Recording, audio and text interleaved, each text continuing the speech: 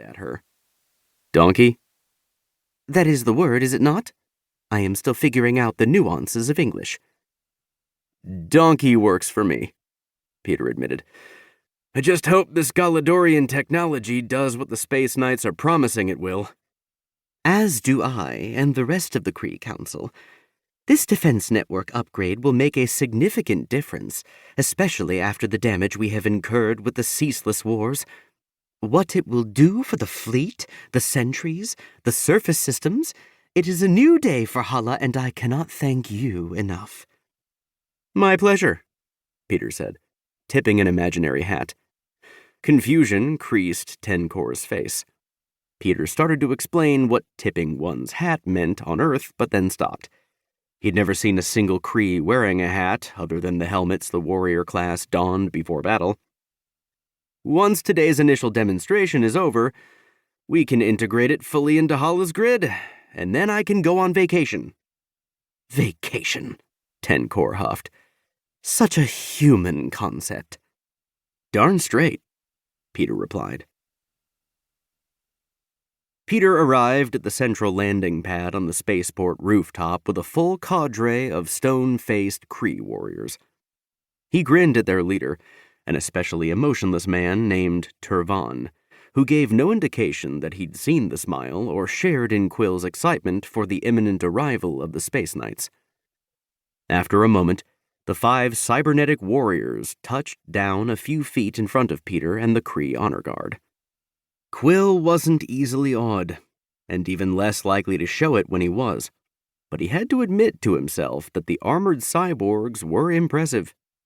Each one was a different color, with slightly different armor, and he could practically feel the power radiating from their metal shells. He didn't know a ton about the Space Knights, no one did, but their reputation as fierce fighters seemed well-deserved, at least at first glance. Gentlemen! Peter practically shouted, a little too eager, then toned himself down.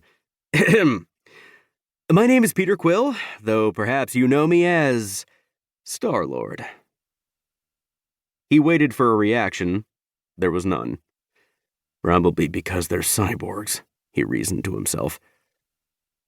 I'm the special advisor to the Kree government, Peter continued, and I'm pleased to formally welcome you to Hala. One of the knights, the silver one, stepped forward, its eyes glowing red.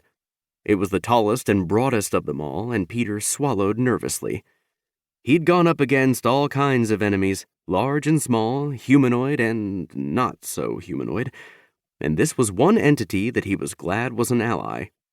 I am Daystar, the Space Knight said, its voice mechanized and completely devoid of emotion. Peter had heard that some of the Space Knights could imitate emotion, but it was clearly not an attribute Daystar possessed. I serve the Space Knight Restitution Initiative. In my travels across the galaxy, I have heard nothing but positive comments about the Star-Lord. Oh, yeah, Peter thought, nodding appreciatively.